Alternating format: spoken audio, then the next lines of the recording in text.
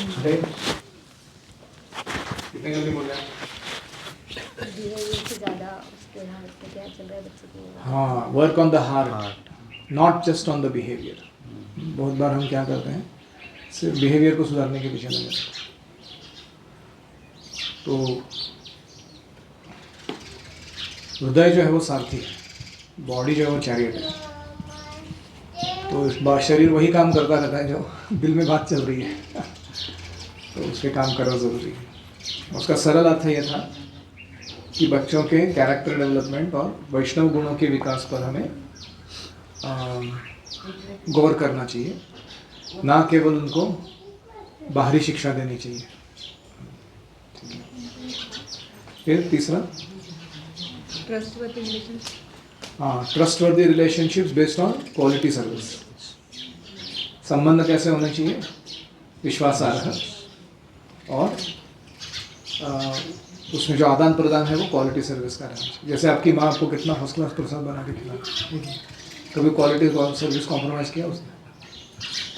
तो कितना प्रेम है आपको उसके ऊपर, है कि नहीं? और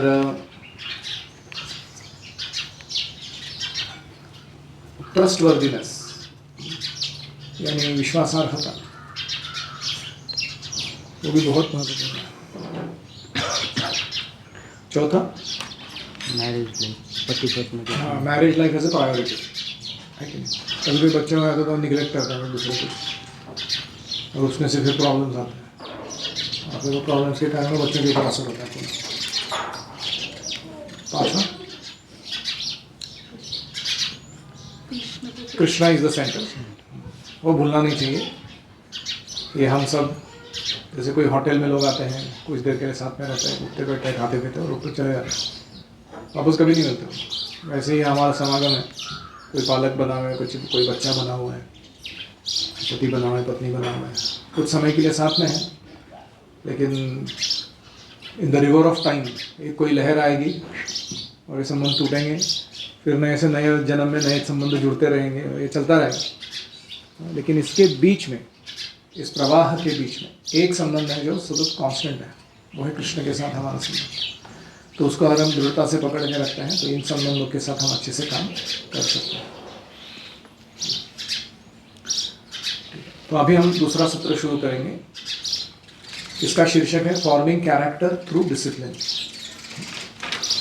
बच्चों का चरित्र निर्माण कैसे करना है अनुशासन के द्वारा, डिसिप्लिन के द्वारा। तो ये बात जानना सबसे ज़रूरी है कि children by nature are self centered, they are not other centered. मतलब स्वकेंद्रित जीवन जीने में बच्चे उस्ताद होते हैं, क्योंकि अन्नमय कोश, प्राणमय कोश, मनोमय कोश ये जब तक चल रहा है किसी का, तो वो अन्न में अपना अस्तित्व देखता है, प्राण क्रिया में, प्राण यानी चलन वलन, खेल कूद, एक्टिविटी, उसमें अपने खुशी को देखता है, और मनोमय कोश में वो अपने भावनाओं की कदर करने वालों को अच्छा मानता है। तो ये स्तर जब तक है, पंचकोश पता है ना आपको, अन्नमय, प्राणमय, मनोमय, ज्ञानमय और आनंदमय। तो नीचे के जो 3 स्तर हैं ये कैसे हैं? स्वकेंद्रित हैं। तो बच्चा जब पहले 5 साल में अन्नमय कोश होते हैं तो वो बहुत सेल्फ सेंटर्ड होता है, तो सब अपने लिए चाहिए, उसको सर्वाइवल करना ही एक बड़ा चीज़ है उस अस्तित्व में। फिर जब शरीर का ढांचा बन जाता है तो फिर वो ढांचे से कुछ कार्य करना होता है उसको, तो खेल कूद करना, मित्रों के साथ रहना, toys and sports and games and playmates, ये उसके फोकस बन जाते हैं। माता पिता नहीं, माता पिता तो प्रोवाइडर्स हैं, अन्न प्रोवाइड करने वाले और खेलकूद का, मनोरंजन का सामग्री प्रदान करने वाले। अभी तक उसका भावना आया ही नहीं है कि मैं स्वकेंद्रित कितना देर जी रहा हूँ। तो हमें विचलित नहीं होना है, हमें डिस्टर्ब नहीं हो जाना उस समय में। हमें पता रहना चाहिए कि कम से कम ये बच्चा जो 16-18 साल का होने तक ये चलने वाला है, इसका सिलसिला स्वकेंद्रित जीवन का। जब उसका ज्ञानमय कोश विकास शुरू हो जाएगा उसे पहली बार समझ में आने लगेगा कि मैं अस्तित्व में क्यों हूँ, दुनिया क्या है, भगवान कौन है, मेरे को अपने जीवन को किस दिशा में ले जाना है, ये सब फिलोसॉफिकल प्रश्न जब वो पूछेगा तब वो स्व केंद्र जीवन से बाहर निकले और फिर वो दूसरे अन्य केंद्र ढूंढना शुरू करेगा। कभी कभी वो केंद्र गलत भी हो सकता है। कुछ लोग स्पोर्ट्स को अपना केंद्र मान लेते हैं, कोई लोग होते हैं वो अपनी गर्लफ्रेंड को अपना सेंटर मान लेते हैं जीवन का, कोई लोग होते हैं वो अपना कोई बड़ा एम्बिशियस प्लान होता है उनका, पैसा बनाने का, दुनिया पे छा जाने का, ऐसा कुछ तो उसको अपना केंद्र बना लेते उस उम्र में, है कि नहीं? तो केंद्र हट तो जाता है स्व से लेकिन कभी कभी सही केंद्र नहीं बनता उसके बाद भी, क्योंकि आइडियोलॉजीज जो है वो अलग अलग सुनी हुई है, अनुभव की हुई है जीवन में। तो इसलिए सबसे पहला ज़रूरत है कि हमें बच्चों के डेवलपमेंटल स्टेजेस कौन से होते हैं वो पता होना चाहिए, और उन डेवलपमेंटल स्टेजेस में उनकी भावनाएं, उनके एटीट्यूड्स, उनकी ज़रूरतें, उनका व्यवहार वो एक विशेष लेवल का रहता है, उससे भी हमें परिचित रहना चाहिए। नहीं तो हम उनको गलत मान बैठते हैं। हमको लगता है, जैसे टिपिकल केस सुनाता हूँ मैं आपको, बच्चे का बर्थडे है, बहुत सारे उसके मित्र आए हैं घर पर, सबने भेंट लाया है, टॉयज़ लाए हैं, ये लाए, बच्चा खेल रहा है, हर एक जो नया नया गिफ्ट खुद रहा है उसको मस्त लग रहा है कि अरे जिन्होंने भी मेरे लिए टॉय लेके आया वो लेके आए, और फिर वो सब खेल रहे हैं।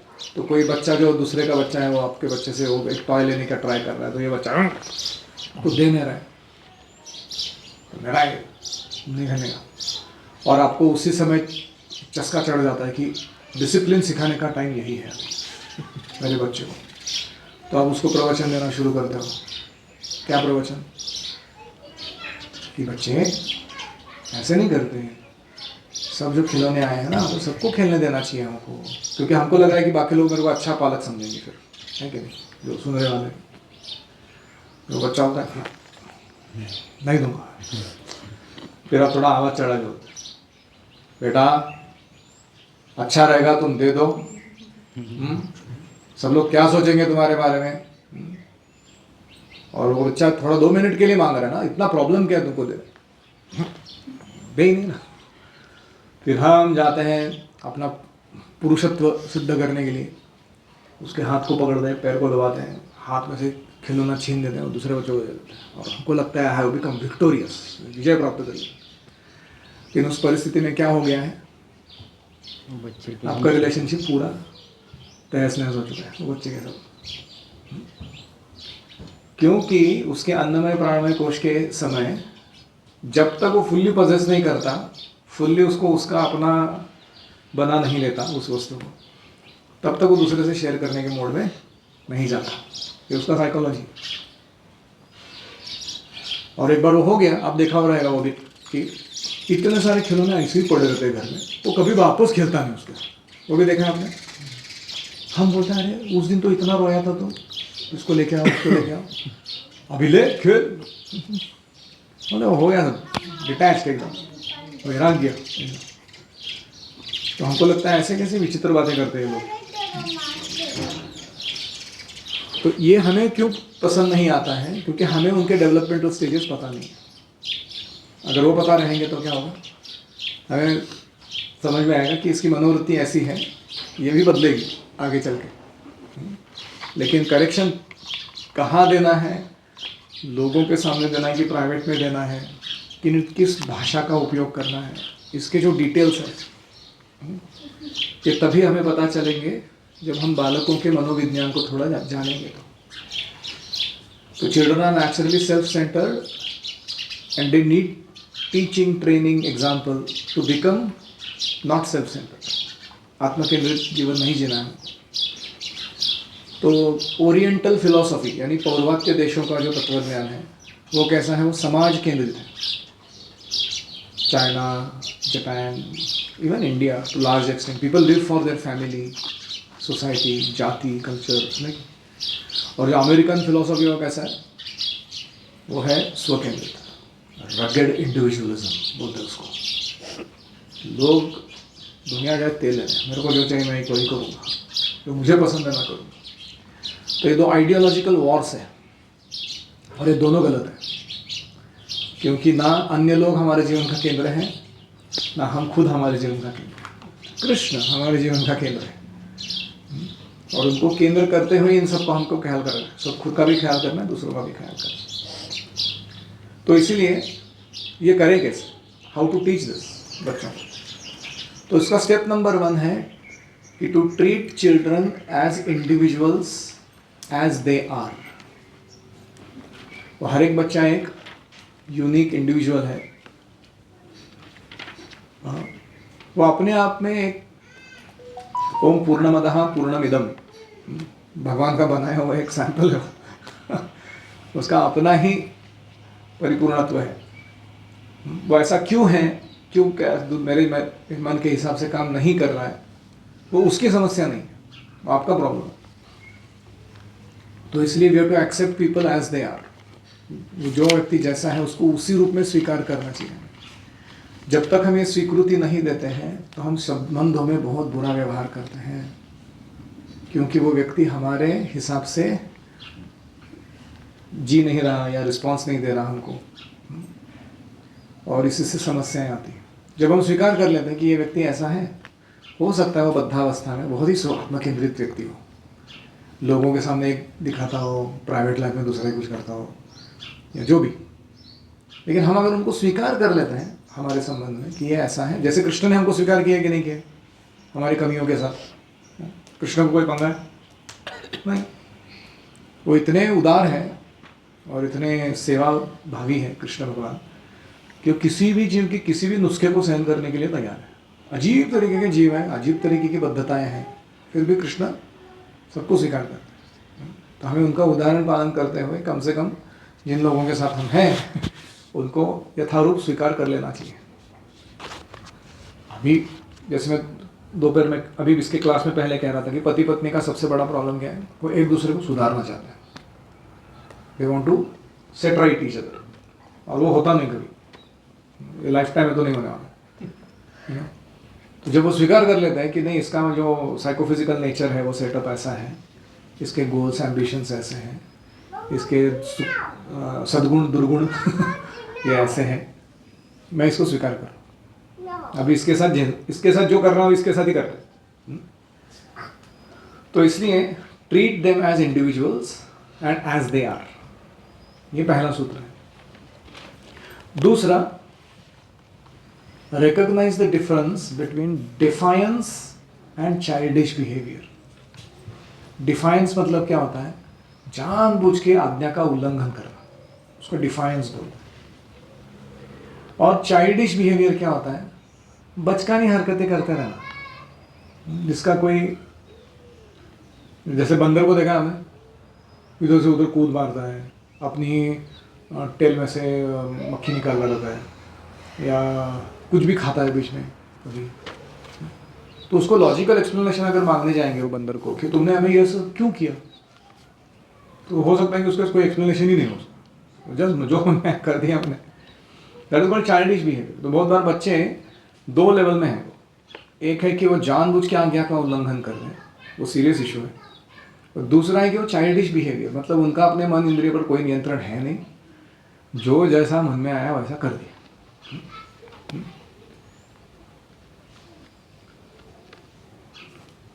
जैसे हमारे गुरुकुल में होता है मूवी टाइम, तो हर एक जन अपना अपना घर से आया हुआ माँ प्रसाद उठा के लेके आता है माल, और उसे लेट के तकिया वकिया डाल के खाते हुए एकदम महाराज के जैसे वो लोग मूवीज देखते रहते हैं। और जाने के बाद देखो रूम का ऐसा हालत रहता है कि सब तरफला पड़ी हुई है सब जगह, गंदा है। तो अभी ये क्या है, इज दिस डिफाइंस और चाइल्डिश बिहेवियर? चाइल्डिश बिहेवियर क्योंकि मन और इंद्रियों पर नियंत्रण नहीं है अभी तक, सेंसरी कंट्रोल, मेंटल कंट्रोल समझ में नहीं आया। वो छोटे बच्चों के लिए ठीक है, लेकिन कोई बड़ा बच्चा है जिसको हमने समझाया है कि ये सब नहीं चलेगा, इधर अपना सामान वाइंड अप करके जाना है मूवी होने के बाद, अगर उसने उसको बोलने के बाद भी नहीं किया है, दैट बिकम्स डिफाइंस। तो इसलिए हमें भेद करने आना चाहिए और वो दोनों को अलग अलग रूप से ट्रीट करना चाहिए। Childish behaviour should be treated as childish behaviour, जैसे आप देखो प्रहलाद महाराज को जब हिरण्यकशिपु ने पहले पूछा कि तुमने क्या सीखा, तो प्रहलाद महाराज ने कहा कि वनम गतो यद हरिमाश्रयेत, आपको ये असुर के काम बंद करके भगवान की भक्ति करनी चाहिए। तो पहले वो ठाका मार के हंस दिया उसने, उसको लगा कि क्या चाइल्डिश बिहेवियर है, ऐसा कैसे मेरा पुत्र मेरे साथ बात कर सकता है विष्णु की भक्ति के बारे में।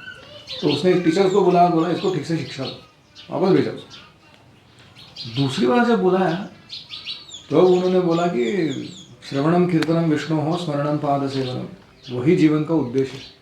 ओह माय गॉड, तब वो पूरा छटपटा गया, बिकॉज दैट बिकेम डिफाइंस। पहले उसको लगा चाइल्डिश बिहेवियर हो। तो हमें वो भेद करने आना चाहिए। तीसरा,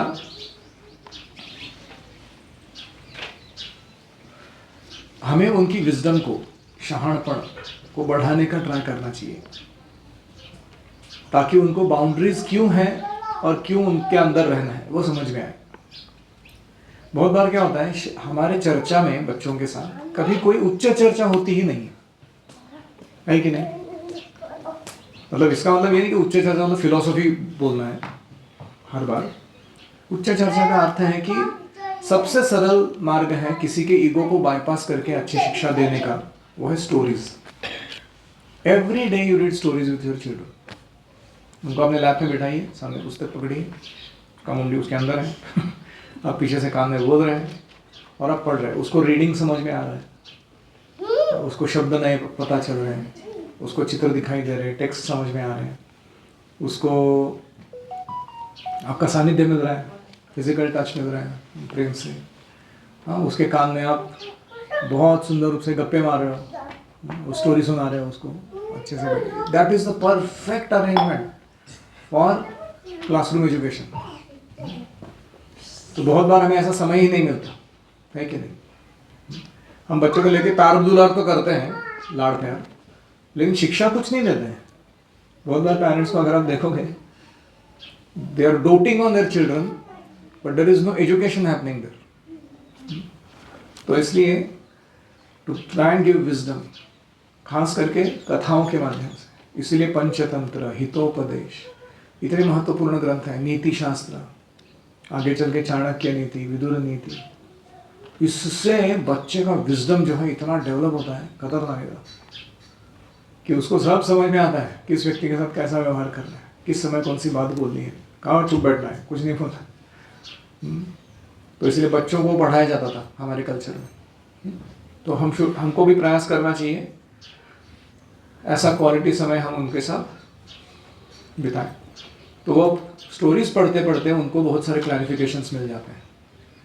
उनको समझ में आने लगता है कि सत्य असत्य क्या है, हिंसा अहिंसा क्या है, या उन्हें वैल्यूज समझ में आने लगती है, या उनको ये समझ में आने लगता है कि अच्छा और बुरा व्यक्ति कैसा होता है।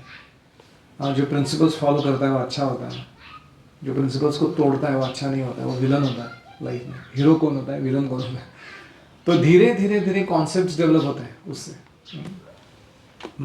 और उसके थ्रू फिर उनका व्यवहार, उनका बिलीफ सिस्टम वो चेंज होता है। उनको बाउंड्रीज क्यों डाले गए हैं वो समझ में आने लगता है कि अच्छा व्यवहार बनाए रखने के लिए बाउंड्रीज हैं, ताकि सबको खुशी मिले, और दुर्व्यवहार से होने वाले दुख को हम ना भुगते, इसके लिए बाउंड्रीज दिए गए, इसमें रहना। तो आप बच्चे को तब तक डिसिप्लिन नहीं कर सकते हो जब तक उसके मन में आपके प्रति डिसाइपलशिप नहीं आया है। शिष्यत्व जब तक उसने स्वीकार नहीं किया है तब तक आप उसको शासन में, अनुशासन में नहीं ला सकते। बहुत बार पेरेंट्स को क्या लगता है कि मेरा बच्चा इतना मेरे को प्यारा लगता है, मुझे उसको ज़्यादा छेड़ना नहीं चाहिए। परमिसिव पेरेंटिंग बोलते हैं उसको, जो उसको करना है कर लो। मेरे बचपन में मुझे नहीं मिला ये सब करने को, उनको मिल रहा है, तो क्या प्रॉब्लम है। जितनी खानी है चॉकलेट खाने दो, जितना खेलना है उतना खेलने दो, उसको जहाँ मन करे वहाँ डिज्नीलैंड, इधर उधर पार्क में घुमाने ले जाओ। तो इस प्रकार से सेंस एन्जॉयमेंट और अच्छा कैसे करे उसका प्रशिक्षण देने लगते हैं पेरेंट्स। उनको लगता है कि मुझे ऐसा बचपन में अनुभव नहीं हुआ था, तो हमको उसको देना चाहिए बच्चों को। लेकिन टेक्निकली सेंस एंजॉयमेंट तो कुत्ते बिल्ली भी सीख लेते हैं, उसको सीखने के लिए कोई बहुत महान पेरेंटिंग की ज़रूरत नहीं है। ज़रूरत किसकी है? सेंस कंट्रोल, तपस्या करने का या इंद्रिय निग्रह कैसे करने का, उसको प्रशिक्षण देना बहुत मुश्किल काम है। और इसलिए बच्चों के मन में आपका जो भूमिका है वो एक शिक्षक के रूप में है कि माता मेरी शिक्षिका है, मेरे शिक्षक हैं, या मेरे पिताजी मेरे शिक्षक हैं, उनसे मुझे उपदेश ग्रहण करना इसलिए ज़रूरी है क्योंकि वो मुझे अंदर से जानते हैं। उनके जितना सटीक मेरा ऑब्जर्वेशन या मेरा भला दूसरा कोई व्यक्ति नहीं चाहता इस दुनिया में, इसलिए मैं इनसे सुनता हूँ। तो एक प्रकार से देखा जाए तो केवल पेरेंट्स चाइल्ड रिलेशनशिप नहीं मेंटेन करना है, एक टीचर स्टूडेंट रिलेशनशिप भी हमें डेवलप करने आना चाहिए अपने बच्चों के साथ। So discipline is a form of discipleship. अनुशासन तब तक नहीं आएगा जब तक वो मन में आपको स्वीकार नहीं करते हैं कि आप अधिकारी व्यक्ति है कोई। जैसे वो छोटा सा रामानुज है हमारे यहाँ पे, he knows that I am the authority here. वो कैसे पता उसको, मुझे नहीं पता। उसने बाकी बच्चों को देखा है कि वो आते हैं सबसे पहले दीप लेके मेरे पास आते हैं, या उसने देखा है कि मैं अगर किसी को डांटता हूँ या सेवा में लगाता हूँ तो वो बैक आर्गुमेंट नहीं करता, वो चुपचाप मुड़ के चला जाता है और वो सेवा चालू कर देता है। तो जब से वो आया है 5 साल की उम्र है उसकी, और दिस ऑब्जर्वेशन से उसको समझ में आ गया कि this guy is the boss here, इसके साथ आर्गुमेंट का कोई सवाल नहीं है। और ये बहुत अच्छा है क्योंकि प्रेम भी बहुत देता है और प्रशिक्षण बहुत तगड़ा देता है, छोड़ता नहीं है प्रशिक्षण होने तक। तो ये जो भाव है ये अभी से अगर डेवलप हुआ 5 साल की उम्र से, तो मुझे कितना आसान हो जाएगा आगे उसका जो भी 10-20 साल हो रहेगा मेरे साथ, उसमें प्रशिक्षण कराना। ऐसे हमें पालकत्व के समय भी करना चाहिए। तो ये है, और इसलिए पति पत्नी को बच्चों के सामने आर्गुमेंट नहीं करना चाहिए। अगर पति पत्नी को नीचा दिखाती है या वो उनको नीचा दिखाता है तो वो बच्चों के हृदय में वही भाव बैठ जाता है। वो एक दूसरे को अगर आदर देते हैं और सम्मान पूर्वक व्यवहार करते हैं तो बच्चे भी सीखते हैं कि इनके साथ पंगे नहीं यहाँ सीधे रहना है एक दूसरे के साथ। तो ये हो गया principle for forming character through discipline. अगला प्रिंसिपल है कि there are things called, 3 things are very important: boundaries, discipline, consequences. Boundaries यानी मर्यादा, अपनी मर्यादा में रहे। डिसिप्लिन मतलब अनुशासन, बेशिस्त नहीं, अनुशासित व्यवहार। तो तीसरा है कॉन्सिक्वेंसेस, अगर गलती होती है तो उसका परिणाम आता है। जैसे कोई बच्चा है वो समय को खाने के लिए नहीं आया, तो ऐसा नहीं कि उसको भूखा रखेंगे, वो फ्रेश प्रसाद नहीं खाएगा, इवनिंग की जगह पे वो नून का प्रसाद वापस मिलेगा उसको खाने के लिए, क्योंकि प्रसाद की कदर करना ये हमारी मर्यादा है। We can not make prasadam wait for us, it's Krishna. तो तुम्हें अगर अनुशासन सीखना है तो क्या करना है? You come on time, you get fresh nice hot prasad. You don't come on time, you don't get hungry, but you get previous prasad.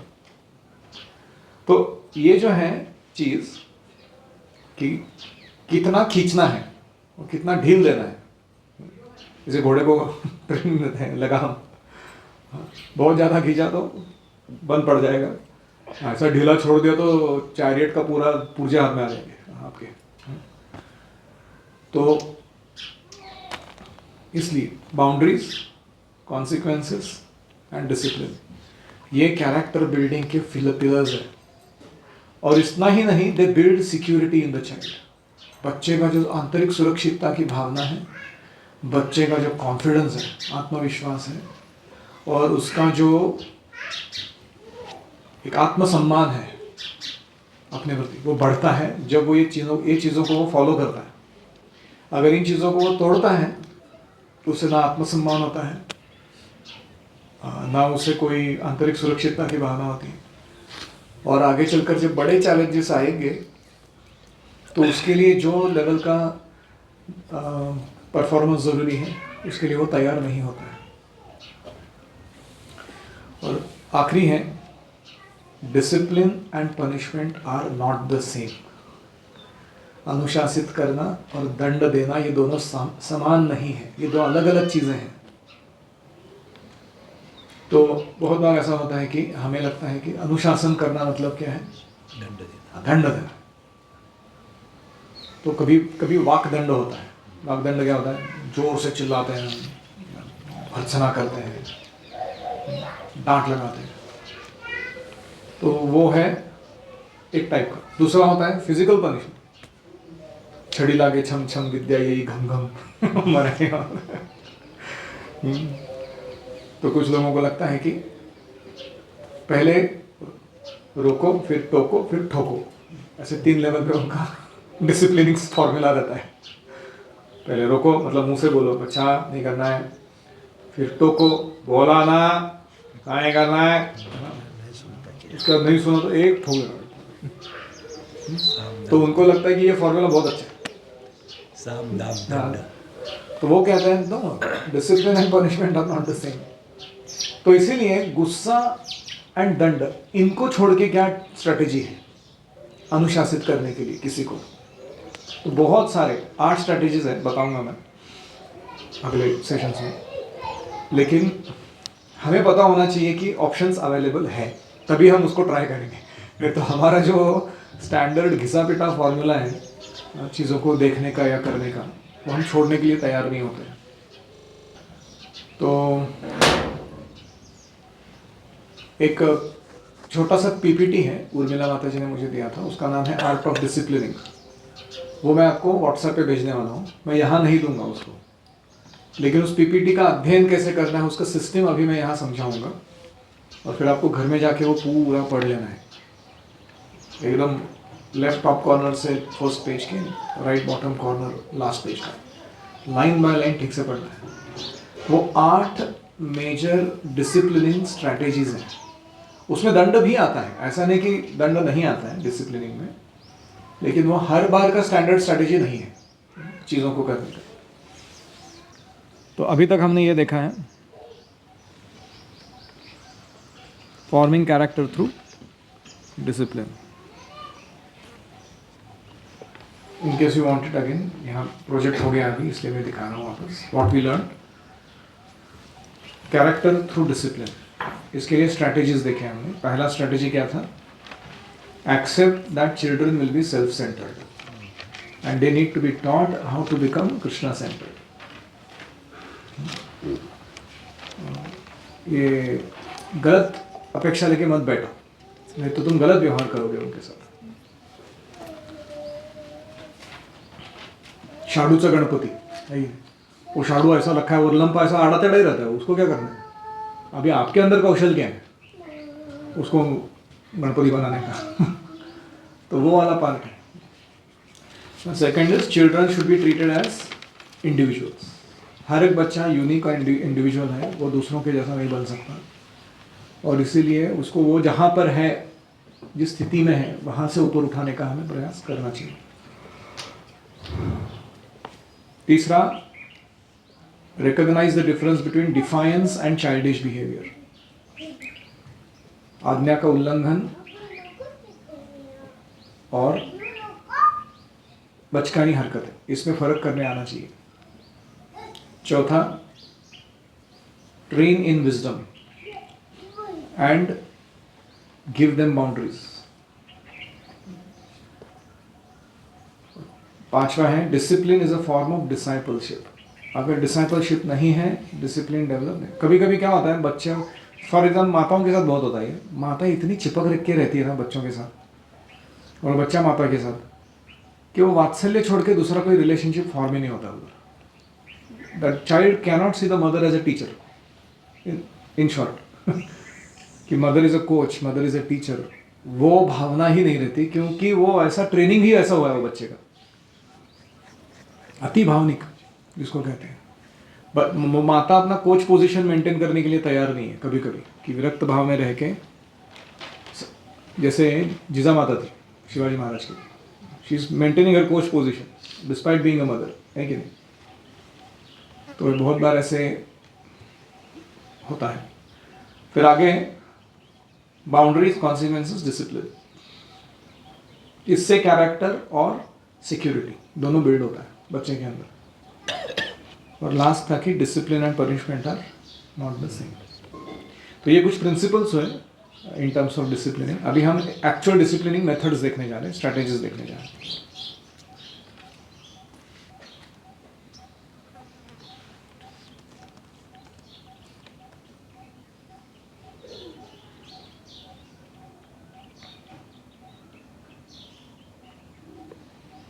तो अभी सिर्फ टाइटल्स पहले लिख लीजिए मेथड्स के। How to discipline. पहला है destroy the situation.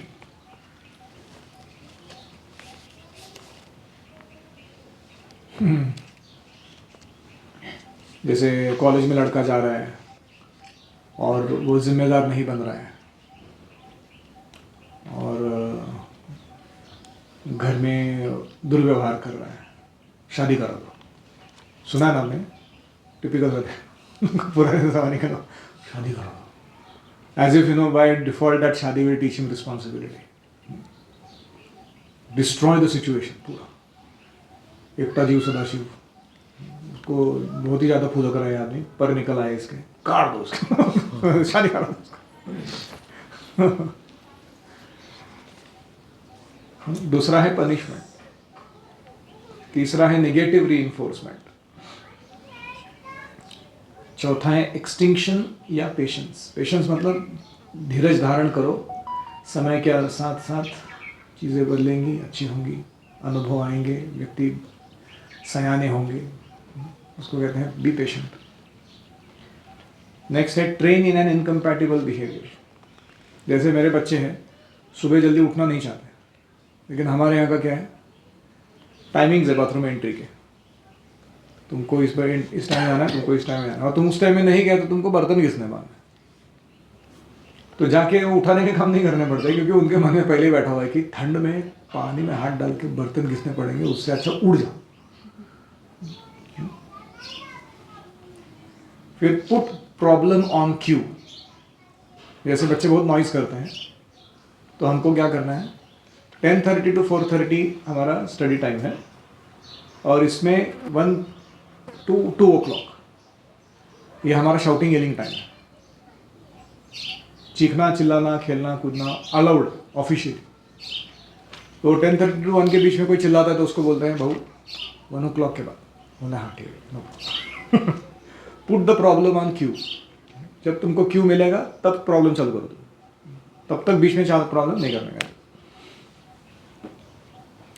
And rewarding small steps of absence of indiscipline. जैसे इनडिसिप्लिन बिहेवियर था, वो उसने नहीं दिखाया, तो उसको रिवॉर्ड करना कि पिछले एक हफ्ते में आपने एक बार भी मंगल आरती लेट नहीं किया, ये लो महाप्रसाद। और रियली तो इसका मतलब है कि इनडिसिप्लिन नहीं दिखाया तो इधर रिवॉर्ड मिलता है उस चीज़ के लिए। ये समझ में आए? ये 8 टाइटल्स हैं, 8 है 7 है, 8 है। लास्ट है चेंज द मोटिवेशन। इसको संस्कृत में कहते हैं परम दृष्ट्वा निवर्तते, गिव हायर टेस्ट। जैसे हमारे बच्चों को हायर टेस्ट है, सुबह जल्दी उठने का, गौ सेवा करने का, मंगल आरती, डांसिंग, सिंगिंग, कीर्तन, अच्छा प्रसाद खाना है, तो अपने आप क्या हो जाता है, हायर टेस्ट मिलने से वो कचरा नहीं खाते हैं। जैसे मेरे ही पिताजी बता रहे थे, वो चॉकलेट खाता था पहले बहुत, प्रभु जी। एक बार छुट्टी में घर क्या गया, बोला प्रभु जी ने बोला चॉकलेट नहीं खाना, चॉकलेट त्याग। तो सब लोग घर में शौक थे कि ऐसा कैसे होता है। तो the rasa has change from material to spiritual, change the motivation. तो ये है 8 मार्ग। अभी ये मैं समझाऊंगा नहीं, अभी क्या करना है, इसके अराउंड ना बहुत सारे स्लाइड्स हैं। जैसे for example sample of method 1, shoot the animal, यानी डिस्ट्रॉय द सिचुएशन।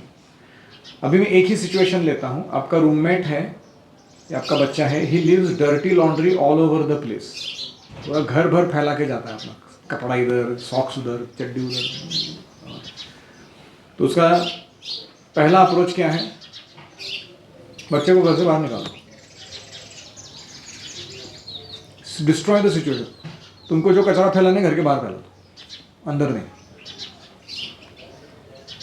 बालकनी में रहे, टेरेस पे रहे, और तेरा जब मन करेगा कि तू सारा सामान अपना समेट के रखने के लिए तैयार है तो अंदर आ जा। अदरवाइज जैसे हमारे यहाँ है कि पहले येलो बिल्डिंग में रहो, नहीं तो शरणागति में रहो, नहीं तो रेड बंगलो जाओ, नहीं तो गौशाला में जाओ, नहीं तो कुत्ता शाला में जाओ, उसके बाद घर जाओ। मतलब उससे भी नहीं होता तो घर जाओ। That is called change, destroy the situation only. तो कुछ लोग के लिए ज़रूरी है वो, ऐसा नहीं कि वो वैलिड मेथड नहीं है, लेकिन हर बार वही ब्रह्मास्त्र नहीं निकालना है। मस्किटो मारने के लिए ब्रह्मास्त्र नहीं मारते हम लोग, ठीक है। ये हुआ पहला, एक ही सिचुएशन ले रहा। दूसरा है कि पनिशमेंट, उसमें क्या करेंगे हम, येल एंड स्कोल्ड, चीखो चिल्लाओ उसके ऊपर, कितने वाला तुमका सामान लगता है, चिल्ला जलेगा, अपना दिमाग खराब करो, उसका दिमाग खराब करो, इतना उसका दिमाग खराब करो कि वो बोले अरे और चिल्लाने से अच्छा मैं रख ही देता हूँ अच्छे से। वो दूसरा मेथड है। Threaten to confiscate and throw away the clothes and do so, बोल दो कि अगर तुम्हारा कपड़ा मिला उसको कॉन्फिस्केशन में डालेंगे, 3 दिन में नहीं उठाया, डालिम के गरीब बच्चे को बाल को जाके दे के आएंगे, रह नंगा तू।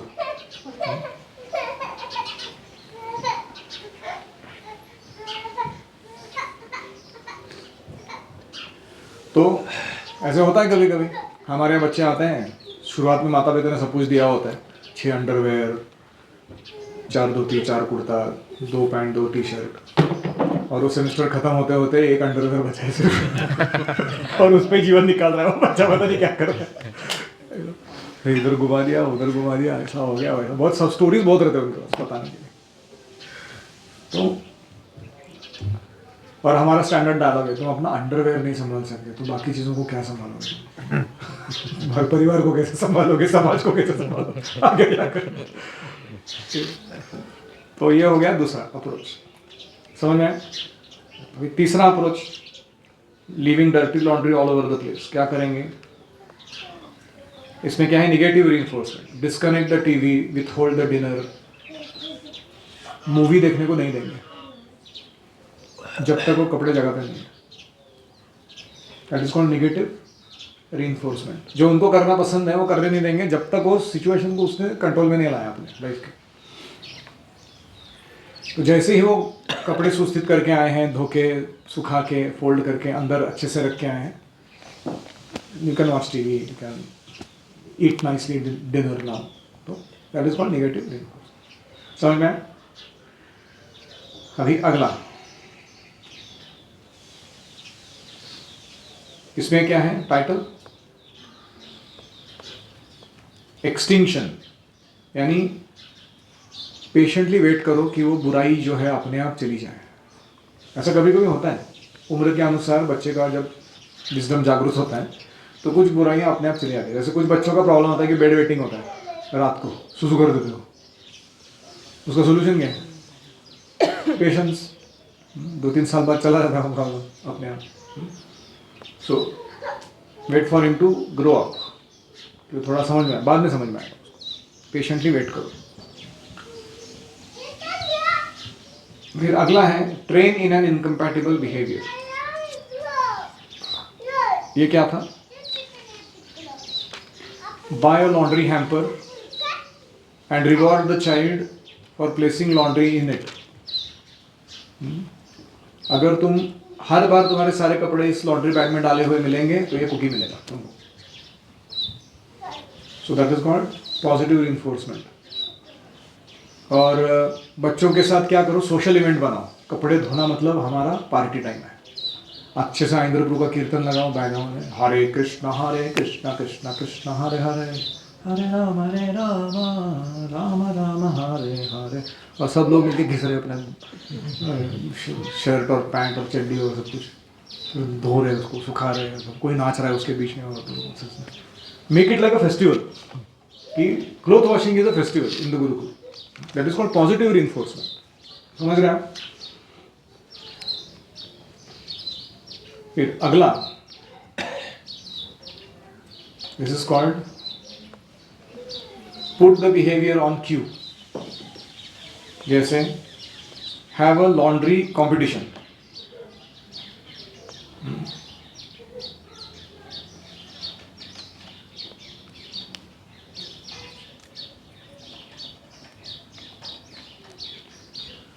तो कभी कभी उल्टा भी करते हैं उसमें कि सबसे पहले कौन वॉश करके दिखाता है, वो एक कंपटीशन हो सकता है। सबसे ज़्यादा गंदगी फैला के कौन दिखा सकता है, उसका भी कंपटीशन हो सकता है। तो उनको गंदगी फैलाने का मतलब समझ में आता है पहली बार। आप समझ रहे हो क्या हो रहा है इधर? कि उनको ये समझ में नहीं आ रहा था कि ये गंदा है, इसलिए वो ऐसे ही चल रहा था। अभी जब समझ में आने लगता है, और इसको मेस बोलते हैं क्या ये लोग? मेरे को लगा था मेस मतलब पता नहीं क्या शब्द होता है वो। तो ऐसे कभी कभी ग्राफिकली दिखाना पड़ता है। जैसे मैं उदाहरण दिया कि प्रभात की गुरु पूजा में कोई लड़का है, वो पॉकेट में हाथ डाल के चिड़िया देगा, तो मैं जाके उसके साइड में पॉकेट में हाथ डाल के चिड़िया देगा, तो उसको समझ में आता है कि ये नहीं करना होता है गुरु पूजा के अंदर। That is called put the behaviour on Q. फिर अगला, यह है absence, reward the absence of unwanted behavior. So have a special sweet or invite some good friend. Whenever boys keep their rooms tidy and they do their laundry nicely, उनको बोल सकते हैं कि अगर जिसका डॉर्मेट्री सबसे अच्छा रहेगा, ये भक्ति विनोद भागवत महाराज आने वाले हैं, हम उनको उस डॉर्मेट्री में लेके जाएंगे, उनकी डॉर्मेट्री देखने के लिए। वो हम लोग एकदम एंथू में आके एकदम फर्स्ट क्लास चकाचक क्लीनिंग करके देख रहे हैं। एक दूसरे को बोलते भी है, उठाओ चड्डी उठा दे, तो चला जाएगा इधर से, आने वाला गेस्ट है वो। So that is called as reward the behaviour. और ये आखिरी वाला है चेंज द मोटिवेशन। जैसे एक मेड सर्वेंट रखो, उसको पैसे दिए हैं कि उसका काम ही है कि keep up the whole gurukul tidy and clean. Periodically जाती हैं हर एक रूम में, वहाँ पर सब चीज़ उठाती है, साफ करती हैं, रखती हैं अपने जगह पर। और दूसरा है कि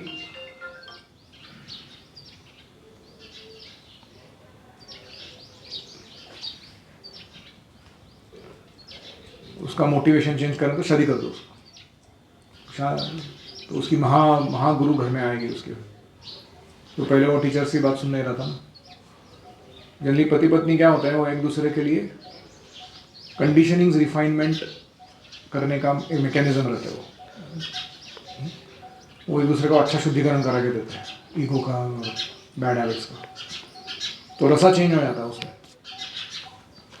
तो इस प्रकार से we can change the motivation. कभी कभी we can change the motivation by making them understand how Prabhupada like cleanliness and how Prabhupada appreciate. तो अगर प्रभुपाद से प्रेम करते हैं वो लोग, तो उनका मोटिवेशन चेंज होता है कि मैं भी चीज़ों को अच्छा रखूँगा। Because Prabhupada said cleanliness is godliness. तो इन these are some methods of discipline. किसी का कोई प्रश्न है?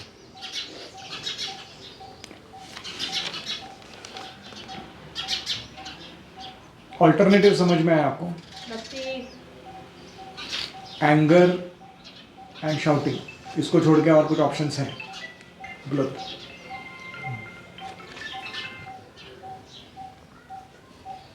ठीक है, तो ये मैं आपको व्हाट्सएप पे भेज दूंगा। अभी हम हमारे एक्सरसाइजेस की तरफ आते हैं। आपके लिए कुछ प्रश्न हैं यहाँ पर।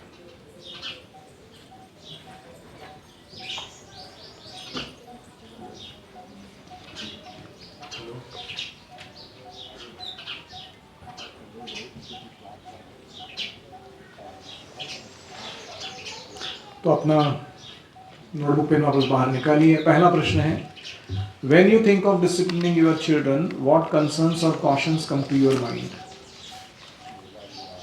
बच्चों को जब अनुशासित करने की बात आती है, आपके मन में क्या कंसर्न, खतरे की घंटी या कॉशन बचती है।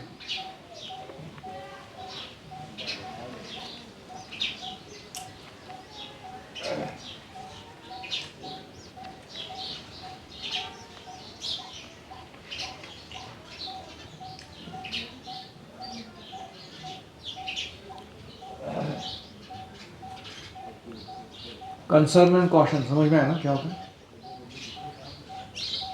और बच्चों को अनुशासित करते समय किस बात के बारे में हमें सावधान रहना चाहिए? वो सुधरने के बजाय और बिगड़ना चाहिए। और बिगाड़ने। ठीक है, बच्चे मिस एंगेजमेंट में ना चले जाए। दूसरा, डिसिप्लिन एक्सेप्ट भी करना चाहिए। एक्सेप्टेंस है कि नहीं उसके अंदर उस डिसिप्लिन के बारे में। That is product of relationship. Children don't follow people that they don't like. जिनको पसंद नहीं करते उनको फॉलो नहीं करते, जिनको पसंद करते हैं उनको कुछ भी करने के लिए तैयार हैं, उनको खुश करने के लिए। बऱ्याच वेळा त्यांच्या व्याख्या वेगळ्या असतात स्वच्छतेच्या किंवा नीटनेटकेपणाच्या, त्यावेळेस काय नाही, त्यांना असं वाटतं की हे योग्यच आहे. जरी तुझ्या दृष्टीने हे ठीक आहे पण आमच्या दृष्टीने हे ठीक आहे, मग तिथं काय नाही. Correct, that is what we meant by waiting. नहीं, that is what we meant by training, education, wisdom. Boundaries समझ में नहीं आया अभी तक। तो वो बोल रहा था ना कि गंदगी फैला के दिखाइए, तो ये एक लेवल का गंदगी है, ये दूसरे हैं, ये इतना एक लेवल का क्लीनलीनेस है, ये दूसरे लेवल का क्लीनलीनेस है, और एक लेवल का क्लीनलीनेस है। वो विजुअली जब समझ में आने लगता है तभी वो पकड़ पाता है उस चीज़ को।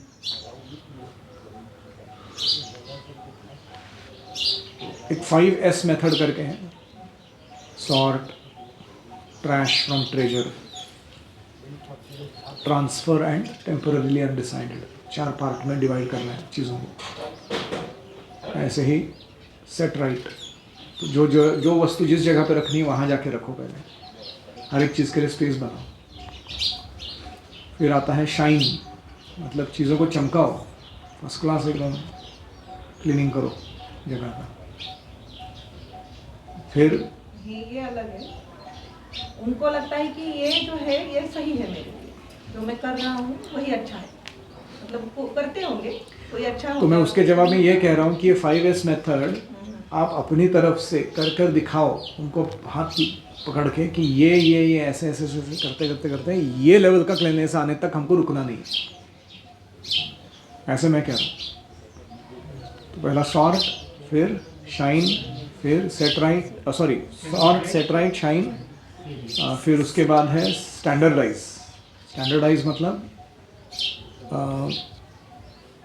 जो चीज़ें वारंवार करनी है उनको एक सेट पैटर्न में डाल दीजिए, कैसे करना है उनको। और लास्ट है सस्टेन, यानी हैबिट फॉर्मेशन, बेसिकली कि उसी चीज़ को उसी तरीके से हर बार कर, हैबिट फॉर्मेशन, सस्टेन। इसको बोलते हैं 5S मेथड क्लीनिंग का। और कोई और क्या क्वेश्चन है बच्चों को ट्रेनिंग देते समय? 2 चीज़ें हमने देखी, एक है डोंट डिस्करेजमेंट नहीं होना चाहिए और डिसएंगेजमेंट नहीं होना चाहिए, कि संबंध बहुत बुरा बिगड़ नहीं जाना चाहिए, और मिस एंगेजमेंट, गलत इसमें ये नहीं जाना चाहिए, उसका इंफॉर्मेशन दीजिए। और कोई क्वेश्चन और कोई concern?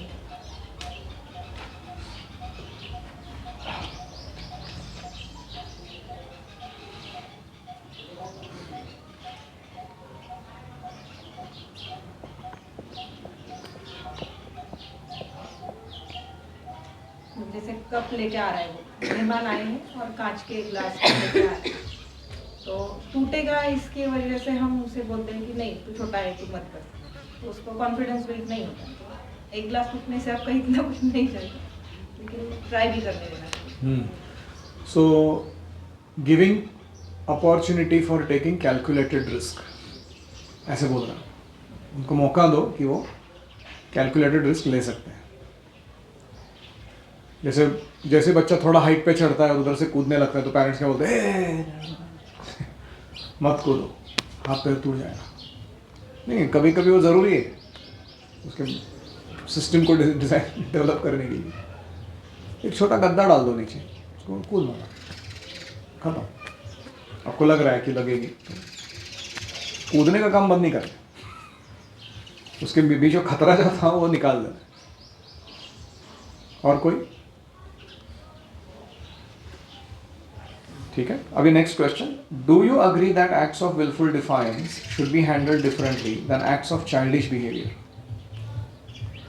Give an example of each and how will you respond to that each behaviour? प्रश्न समझ में आया? आज्ञा का उल्लंघन करना वर्सेस बचकानी हरकतें करना, इसमें भेद करना जरूरी है कि नहीं? इन दोनों के एक एक उदाहरण दीजिए और वो उदाहरण में आप कैसे पेश आओगे वो भी बताइए।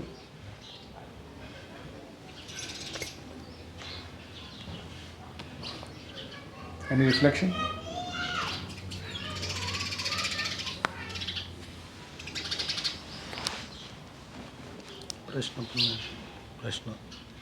प्रश्न नाही समजलं. डिफायन्स म्हणजे आज्ञाचं उल्लंघन करणं आणि चाइल्डिश बिहेवियर म्हणजे बचकानी हरकत. याच्यात भेद करणं गरजेचं आहे की नाही हा प्रश्न आहे. हो आहे, गरजेचं आहे. नाहीतर आपण खूप एक्स्ट्रा रिॲक्शन देऊ फॉर चाइल्डिश बिहेवियर, ती चांगली नसेल.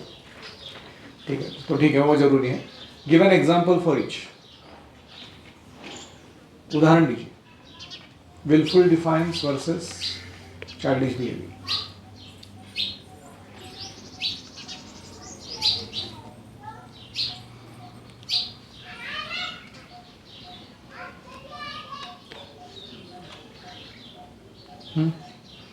चाइल्डिश बिहेवियर इज आज मेरे बाकी फ्रेंड्स यहाँ बैठे हैं तो मैं नहीं बैठना चाहता हूँ, क्लास मिस करके.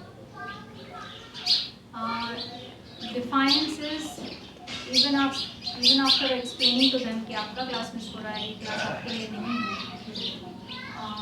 समटाइम्स वो इतने छोटे हैं कि उनको नहीं समझ आ रहा है तो ठीक है बैठेंगे. लेकिन अगर वो बड़े हैं, उनको समझ आ रहा है, आपको समझ भी आता है कि इनको रजिस्टर हो रहा है, फिर उनको मत बैठेंगे. तो डिफाइंस को अलाउ करना मतलब आप उसको वापस ये कर रहे हैं. Good example. और कोई?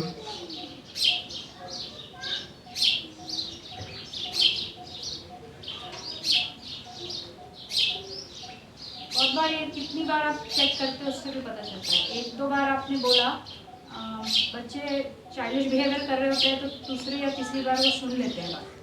लेकिन किसी को सुनना ही नहीं है तो फिर आपके सामने से निकल जाएगा लेकिन बात वो करेगा ही नहीं.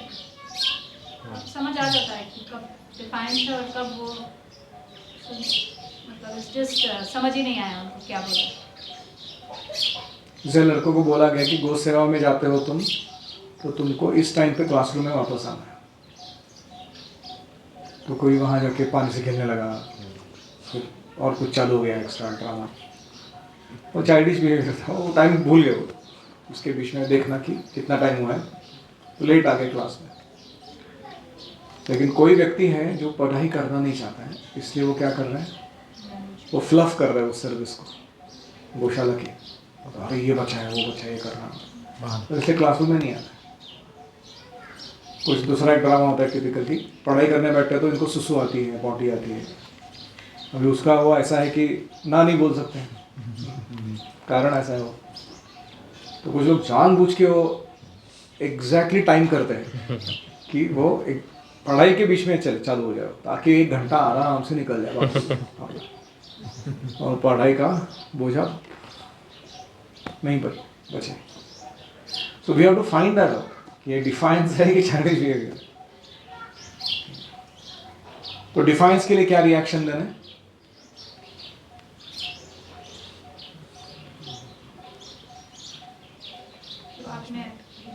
हाँ, जो 8 पॉइंट बोले वो डिफाइंस के लिए कोई भी उसमें से योग्य हो. चाइल्डिश बिहेवियर के लिए क्या रिएक्शन देना?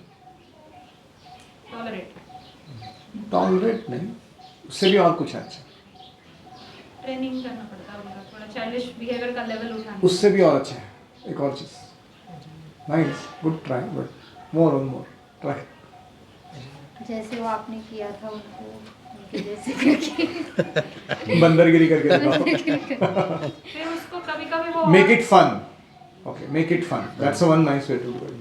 बट समटाइम्स दे फील कि हाँ वैसे कर ना लिया। अभी करते यही करते रहते प्रोजेक्ट में मजा आ रहा है हमें मजा आ रहा है गुरु ये भी हो तो सकता वो वही है, करते रहते निगेटिवली ले सकता है वो. उसके बीच में भी एक लाइन आता मी पण रोज स्कूलमध्ये जाते ना, मुलं रोज त्यांना हे असतं जायसाठी की आता एका घरी लाईनमध्येच जायचं, जायचं, एका लाईनमध्येच जायचं, तरी पण नाचत कुदत कोणाला लात मारून कोणाला काय करून धक्का मारून त्यांच्या अंगावर पडून असे खोड्या करत राहतात. रोज किती सांगितलं तरी अजिबात ऐकणार नाही. तो ये चाइल्डिश बिहेवियर है इसलिए इसको हम छोड़ देते हैं जाने देते हैं चलो। हाँ, तो एक और चीज़ है very important, that one more thing that I am looking for is to actually give child a hug and whisper in his ear कि how this behaviour is not good and what is the other good behaviour, and ये बुरा व्यवहार का क्या बुरा परिणाम भी आता है. Many things are actually worked out best by affection than by anger. तो बहुत बार ऐसा है कि वो बच्चे को कनेक्ट चाहिए इसलिए वो मिसबिहेव कर रहा है. आप समझ रहे हैं? Misbehaving children are disconnected children. तो उसको कनेक्शन चाहिए, इसके लिए वो सब करके दिखा रहा है जो करके. You give him that connection. हाँ करो और बोलो बहू ऐसा नहीं करने का ऐसे करते चीज़ों को. तो बहुत बार आपको समझ में आएगा कि वो तुरंत मानना दोषी, because it was childish behaviour. And we should not be tired of repeatedly reminding them whenever that childish behaviour occurs, to remind again कि ये नहीं करते, ऐसे करते. Sometimes you can question them, आपने जो किया ये करना चाहिए कि नहीं करना चाहिए, आप बताओ ठीक है कि गलत है. That's one more problem we have is like we are ladies and we have this boys group. We can't really give them. We can. There are ways to give hug without agitating anybody. No, like we do that pat and all that. वो तो करते हैं हम, लेकिन अब बड़े ही हो रहे हैं वो लड़के. छोटे लड़कों को भी हग करना मुश्किल है. Ladies can't do that. ठीक है, boy, men can hug men, girls can hug girls, no problem. We do give them like a shoulder hug. लेकिन हम उनको पूछते हैं ऐसे कि आपको लग रहा है ठीक है ऐसा करना चाहिए, मैं भी करूँ. कभी कभी वो आंसर दे लाइक टू आंसर. कुछ गिफ्ट या प्राइज दे सकते हैं कि अच्छा करने पर ये करने पर ये दे. तो उनको ये पता नहीं है क्या बुरा है क्या सही है. So that is तो one of सही those करने 8 methods, correct? वो भी लागू होता है. Reward good behaviour. ठीक है, अभी next question.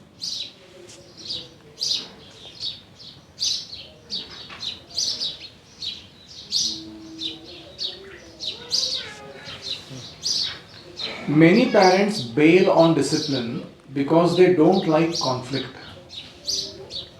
What are some other reasons for parents giving up on discipline? हम अनुशासित नहीं करना चाहते हैं बच्चों को क्योंकि उसमें कॉन्फ्लिक्ट जनरेट होता है, झगड़ा होता है, संघर्ष होता है, और उसको हमको टालना है. हमको लगता है क्यों मैं वो तकलीफ उठाऊं.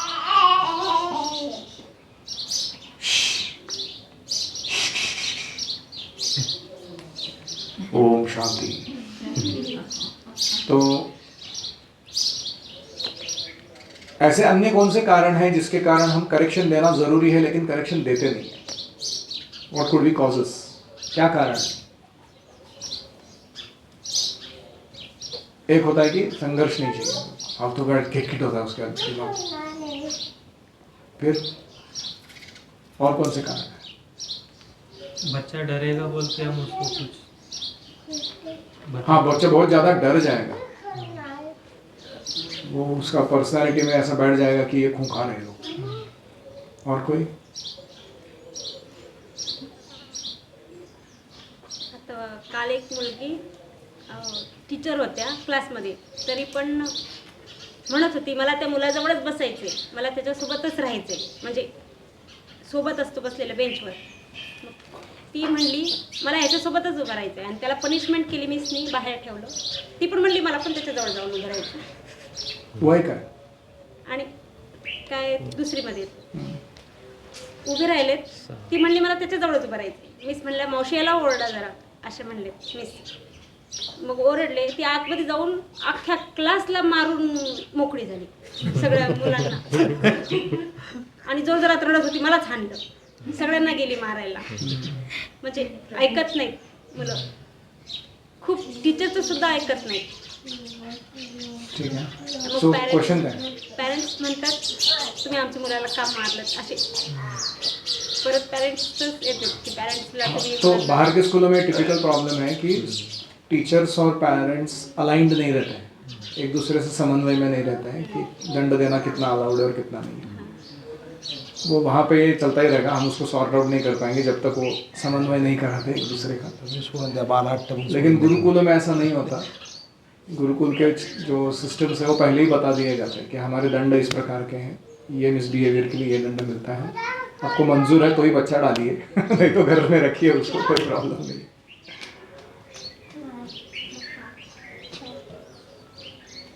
आई am asking what are the causes we want to not discipline children. हाँ वो भी एक है. कितने बार करूँ मैं यार, मैं तंग आ चुका हूँ. उसके कारण हम छोड़ देते हैं. बार बार बार बार यही काम कर रहे हैं. और कोई? बहुत बार लगता है ये मेरा काम ही नहीं है. बच्चों को करेक्ट करना मेरा काम नहीं. बहुत पेरेंट्स को भी लगता है, बहुत टीचर्स को भी लगता है. रिलेशन बिगड़ जाएगी डर से चाहिए. हाँ रिलेशनशिप बिगड़ जाएगी. या फिर ये मेरा नेचर नहीं है दूसरों को पुश करना या जबरदस्ती करना. ऐसे नहीं होते. उनको जब सुधरना है तब सुधरेंगे. हाँ ऐसे बोलने से नहीं सुधरते. डिसिप्लिन का इम्पोर्टेंस अगर घर पे अभी पेरेंट ही नहीं फील करता है डिसिप्लिन होना है. हाँ पेरेंट्स खुद को डिसिप्लिन नहीं रखना चाहते हैं, क्योंकि उसको डिसिप्लिन करना है तो अपने को खुद को भी डिसिप्लिन रखना पड़ता है. उसको अगर बोलना है कि तुम जल्दी उठो तो मेरे को जल्दी उठना पड़ेगा. तो जाने दो उसको, जीने दो अपना जीवन, मैं अपना जीवन जीता हूँ. खुद क्यों डिसिप्लिन करना है दूसरे को? Yes, it's a waste of time. कोई अगर कुछ बच्चा कुछ कर रहा है, हम जाके उसको सिखाएंगे कि मत करिए, तो बहुत सारा हमारा एनर्जी लगेगा. वो एनर्जी हम बाकी चीज़ों में यूज़ कर रहे हैं ना, खाना बनाना है, बाकी काम करना है. हाँ एनर्जी वेस्ट होता है. एनर्जी बहुत वेस्ट होता है. और जो जहाँ लगानी थी मेरे को बाकी जगह, उसके लिए एनर्जी बचती नहीं है कुकिंग करने के लिए या अन्य. ठीक है. अभी नेक्स्ट है, the counter part of disciplining for bad behaviour is rewarding good behaviour. बुरे व्यवहार को अनुशासित करने का विरुद्ध क्या है? अच्छे व्यवहार को सम्मानित करना, उसको प्रमोट करना या प्रशंसा करना. If you use rewards with your children, describe an instance where you have done so effectively. ऐसे प्रसंग बताइए जहां आपने रिवॉर्ड किया उनको अच्छा व्यवहार के लिए और वो अच्छा काम कर गए, इट वर्क. उसके उदाहरण बताइए. हमारे डेटी डिपार्टमेंट में बहुत बार होता है, छोटे छोटे नए नए बच्चे आते हैं, सीखते हैं, कुछ करते हैं. इनमें से कई बच्चे बहुत अच्छा सेवा कर लेते हैं, तो उनको हम सबके सामने अनाउंस करते हैं, नंदन ने बहुत अच्छा किया, नंदन खुद ही अपने आप इनिशिएटिव लेके कर रहा है. तो आप जब सबके सामने अनाउंस करते हो तो उनको अच्छा लगता है. आई हैव नोटिस कि वो और अच्छा करता है. सो पब्लिक प्रेज एक मेथड हुआ. दूसरा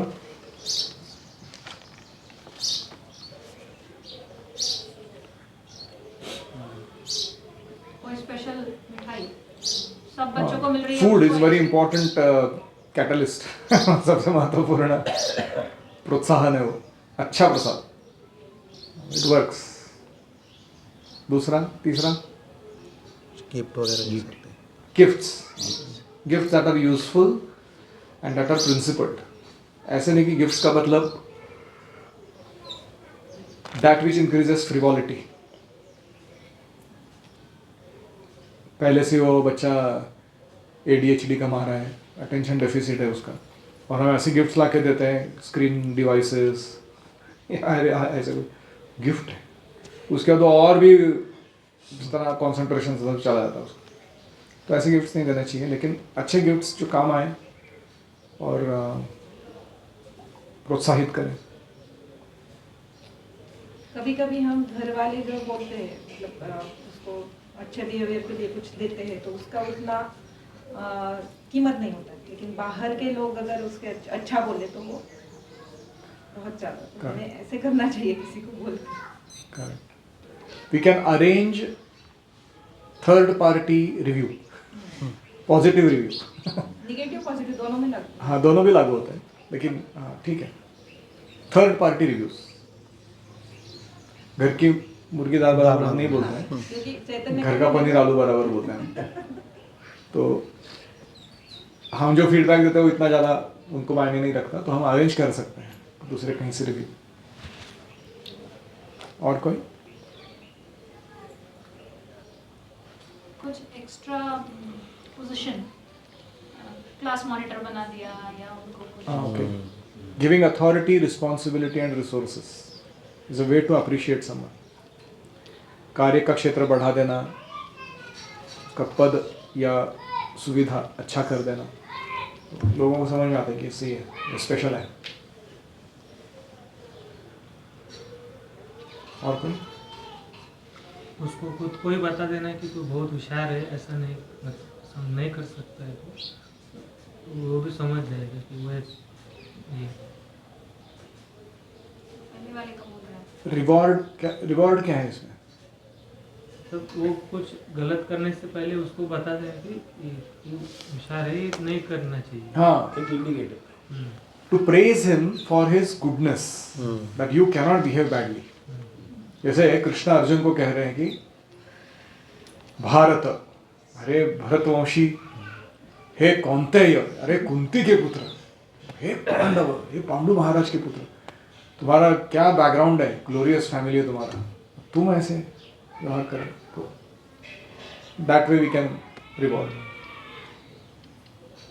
उसके चॉइस का कुछ स्वीट मूवी या प्ले टाइम या उसको चॉइस देना है उसको कि आप ये कर सकते give them choice to choose the reward.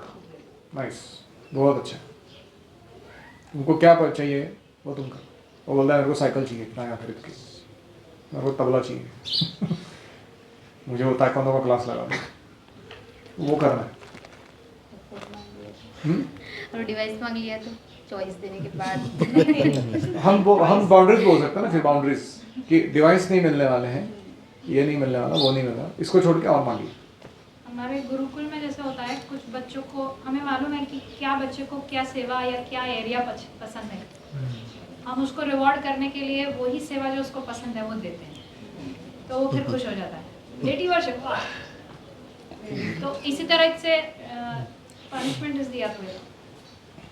मैंने भी हर एक दो बच्चे को भी पूछा, उनको कबड्डी में बहुत रुचि थी और ताइक्वांडो में भी अभी रुचि है, तो उनको ऐसा लगता है कि हफ्ते में 2 दिन पूरा गेम में ही चाहिए, बाहर से कोई टीचर किंवा खुद को मैदानी खेल वगैरह कुछ भी अच्छा लगने वाला है। वो डिस्प्रपोर्शनेट हो जाएगा, हफ्ते के 2 दिन सिर्फ स्पोर्ट्स को देना। ये कहीं स्पोर्ट्स गुरुकुल नहीं है ना, 1 घंटा 2 घंटा। बाद में उनके माता पिता ही चिल्लाएंगे जब उनके एकेडमी से मार्क कम आएंगे जो भी अन्य चीज़ होगा। लेकिन पॉइंट इज नॉट इट कि होना चाहिए एक एक्स्ट्रा। उनके फ्री टाइम में हो सकता है ना। मैं क्या कर रहा हूँ कह रहा हूँ ना, ये जो लोग इनको सुझाव दे रहे हैं ना, I would like to know who they are, क्योंकि those are the most indisciplined fellows in the gurukul sometimes. Sometimes they don't want to study. They don't want to study. They don't even want to do taekwondo और मल्लखांब। हाँ, तो जो जिसके लिए बोल रहे हैं ना कि ऐसा कहीं हमको जो है, वो देने के बाद एक एक दिन खेलने देने के बाद भी वो उसमें उपलब्ध ही नहीं थे, वो अपना ही कुछ पैरेलल राज चला रहे थे। ऐसे भी लोग होते हैं कभी। We have to see who is saying it, why is he saying it, फिर उसके बाद वो निर्णय लेना जरूरी। संडे मॉर्निंग को ताइक्वांडो का क्लास होता है, बहुत सारे बच्चे कब- उसमें नहीं बीच होते। में कबड्डी में बहुत रुचि रखी थी बच्चों ने। हाँ, लेकिन कबड्डी करने वाले जो लोग थे वो टोटल तो 12 ही थे, और बाकी 60 बच्चे जो है उसमें से 48 बच्चे टाइम पास करते थे। उसका क्या?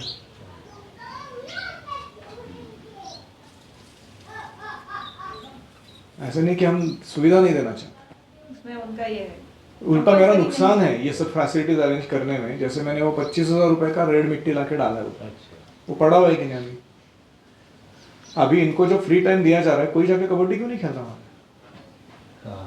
ये बोल रहा है ना कि मेरे को इंटरेस्ट है कबड्डी में, होता है टाइम। और हर दिन 1-1.5 घंटा खेलने को मिल रहा है, तो पिछले 2-2.5 महीने में क्यों नहीं गए वहां पे?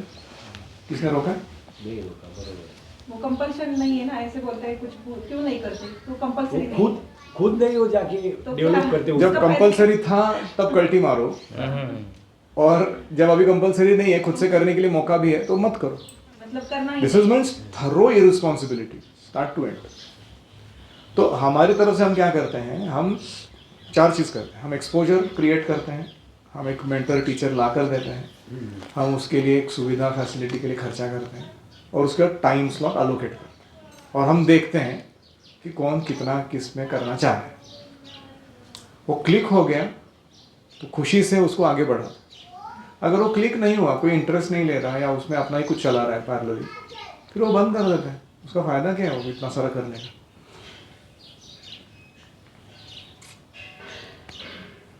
कंपटीशन नहीं है इसलिए उनको इंटरेस्ट नहीं आ रहा है क्या? मतलब schools में नहीं, वो बाहर ले जाने के लिए तैयार थे वो लोग। अच्छा, वो जो बाहर। टीचर्स थे वो बाहर के स्कूलों के साथ कंपटीशन स्कूल लगाने में के लिए जैसे आए। होते हैं 2 मतलब एक क्लास खेल मतलब कंपटीशन तो रहता ना, it is already a competition with in themselves. Kabaddi is a competition, taekwondo is a competition, you handle. So we've noticed a few boys are interested. उनके लिए कर सकते हैं वापस, मुझे कोई प्रॉब्लम नहीं उसका। प्रॉब्लम ये होता है कि बाकी टाइम बाकी बच्चों को फिर कुछ और दो ना, पढ़ने को दो या कुछ और करने को दो। तो होता फिर क्या है, ये सोचो भी कोई छोड़- ताइक्वांडो के बारे में सीरियस है, कोई मलखान के बारे में सीरियस है, कोई कबड्डी के बारे में सीरियस है, अभी कोई भी लड़के किसी में भी सीरियस है, तो वो लोग अपना अपना खेलना शुरू करते हैं आड़ा तेड़ा, फिर ये भी चल जाता फिर ये भी उधर चले जाते हैं। है। बहुत मतलब बार- इनका फोकस नहीं है इनको जो प्राप्त करना है उसके प्रति। तो how many papad can you बेल साइमल्टेनियसली? एक ही बोल बेला जा सकता है, कोई तो पापड़ बेल नहीं। स्ट्रॉन्ग डिज़ायर होना चाहिए मुझे ये करना। टेम्पटेशन रोकने आना चाहिए उसको। बाकी लोग टाइम पास करें, मैं नहीं करूँगा, मैं ताइक्वांडो करूँगा। तो पैसे का तो सवाल नहीं है, सुविधा का प्रॉब्लम नहीं है, वो कंसिस्टेंसी और विल पावर का खेल है सब। और एक बात आपने बताया था कि गुरुकुल में हम सब इंट्रोड्यूस करते हैं, फिर हम नोटिस करते हैं कि कौन बच्चा में क्या कैपेबिलिटी है, हम उसके पेरेंट को बोलते हैं कि आप नित्यानंद को मलखम में आगे बढ़ाइए। Correct, they can do it at अकेले होम। उसको नहीं बढ़ा सकते यहाँ पे, या हम आपको बोलेंगे कि आपके बेटे को कबड्डी में डालो, तो जब वो छुट्टी में होगा घर में या जब 70 दिन उसको प्रोफेशनल ट्रेनिंग कराओ, बाकी टाइम उसको मेंटेनेंस करने दो, वो भी तो ऑप्शन है।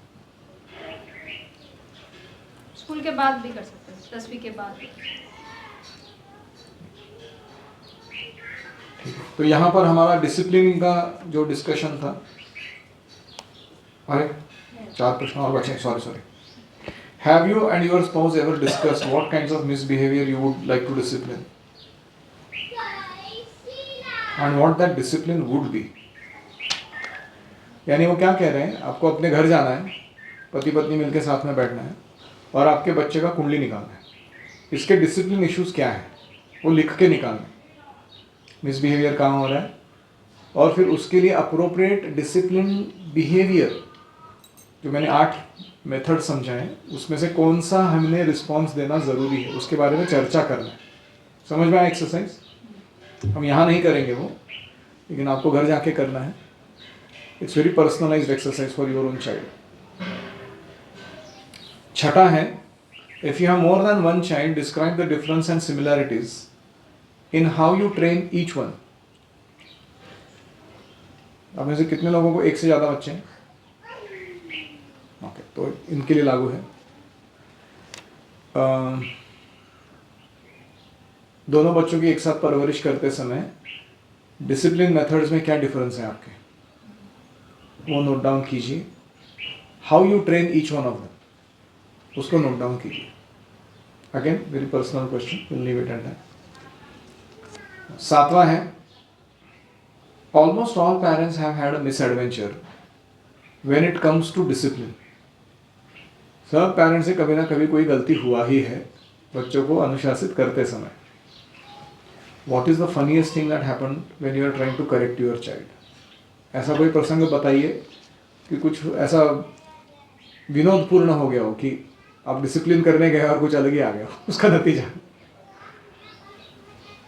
Of, do you have humorous discipline related memory from your own childhood to share? आपके बचपन से आपको खुद को कोई अनुभव है क्या, कोई आपको किसी ने डिसिप्लिन करने का ट्राई किया लेकिन उसका विनोद बन गया हो? ऐसा कोई उदाहरण आपके पास है क्या?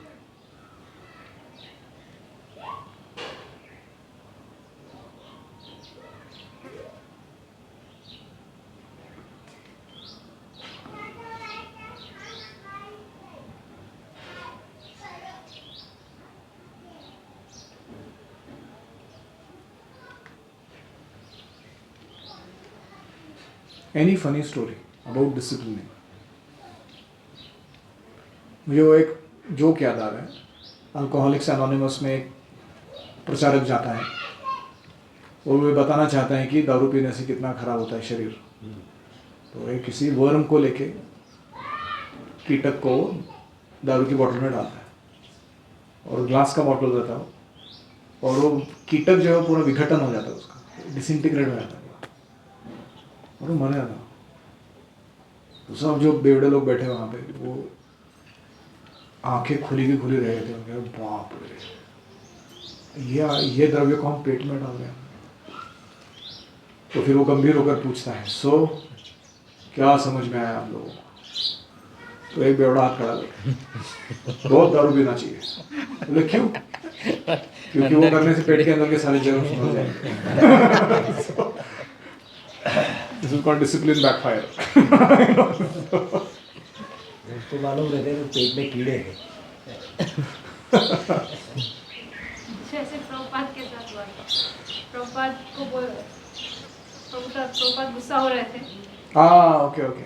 एम्स्टर्डम टेम्पल का ओपनिंग था और वो प्राण प्रतिष्ठा समारोह में सब कुछ उल्टा पुल्टा चल रहा था. कुछ जगह पर नहीं था, किसी को कुछ पता ही नहीं था प्रोसीजर क्या होता है. प्रभुपाद जी ने यज्ञ चल रहा है दीक्षा का, उसके बीच में बोला कि वेयर इज द फ्रूट. उसका मतलब ये था कि केला लेके आओ जो आहुति में डालना है. तो वो प्रेसिडेंट एक दिशा में दौड़ा और दो चार लोग दूसरे दो तीन दिशा में दौड़े और एक 20-25 मिनट का तो फ्रूट सैलेड बना के लेके प्रभुपाद के सामने रखे. और प्रभुपाद और भड़क गए. बोला फ्रूट की तरह फ्रूट सैलेड बना के लाके ले. फिर उसके बाद वो जो डेटिस थे वहाँ के, वहाँ उनको रोटेटिंग प्लेटफॉर्म बनाया था उन्होंने. जैसे प्रभुपाद जी आए, दंडवत डाले, तो पहले जब दर्शन किए तो राधा कृष्ण थे, दंडवत डाल के उठे तो थे गौरनेता हो गए क्योंकि वो प्लेटफॉर्म घूमता था ऐसे गोल. तो पीछे के डेटी आगे के डेटी पीछे. प्रभुपाद ने ये कौन सा स्टाइल है दर्शन कराने का लोगों को? बोला स्पेस कम था प्रभुपाद, तो हमने जगह बचाने के लिए. फिर तीसरा क्या हुआ? हाँ, वो दीक्षा सेरेमनी में मार्गारीन क्या बोलते उसको पता नहीं, वो घी के जगह डाल रहे थे. इतना धुआं हो रहा था गंदा, वो लकड़ी जल नहीं रहा था, उसमें पानी डाल के रखा था किसी ने गलती से. वो प्रभुपाद परे हैं मगर उसका वो यज्ञ का अग्नि जलाने के लिए प्रयास कर रहे हो, कुछ हो ही नहीं रहा. Which fool has made this arrangements? Prabhupada ने जोर से चिल्ला के पूछा. और ये सब क्या है? लाइव टेलीकास्ट हो रहा है टीवी पे. वहाँ का कोई लोकल टीवी नेटवर्क आया हुआ है और उनको सबको क्या लग रहा है? It's all part of ceremony, all the shouting, yelling, fruit salad. उनको कुछ पता नहीं था पाश्चात्य देश में कि ये मिसमैनेजमेंट हो रहा है करके यहाँ पे. तो उनको लग रहा है कि this is all part of their fun. तो प्रभुपाद जोर से चिल्लाया. तो उधर एक हिप्पी बैठा था, नया आदमी आया था, पहली बार शायद मंदिर में.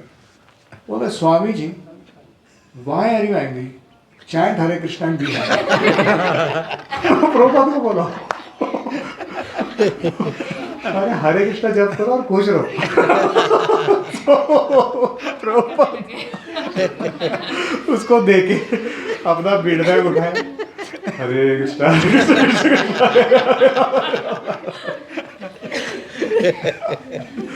शांति से जप करना चालू कर दिए. That requires humility, you know. How discipline sometimes doesn't work. I saw yesterday Mataji was giving him teaching Ramanuja something. She came down to talk to me. So I said, "You are sure वो ठीक रहेगा? वो अपने आप कर लेगा?" हाँ वो ठीक से पढ़ रहा है. और उसी टाइम पे वो जोर जोर से गाना गाने शुरू हो गया.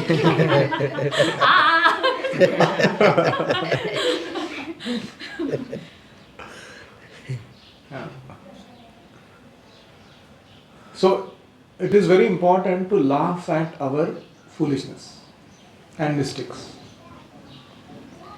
अगर हम अपने आप को बहुत ही ज़्यादा सीरियसली लेते हैं तो हमारा ईगो हमको डिप्रेशन में भेज सकता है कि मेरे से कुछ हो नहीं रहा, मेरे बच्चों की परवरिश ठीक नहीं हो रही, लोग कुछ सीख ही नहीं रहे, सब कुछ इतना बुरी अवस्था में है। लेकिन अगर हम ढूंढेंगे कि हमारी जो बचकानी हरकतें हैं या डिफाइंस है, कृष्ण कैसे इसको देख रहे हैं, आप कभी सोचा है इसके बारे में कि कृष्ण को कितना हमारे जीवन को देखकर ट्रेजेडी और कॉमेडी दोनों लगता रहेगा, है कि नहीं? कुछ भी कर रहे हैं हम लोग अपने जीवन में।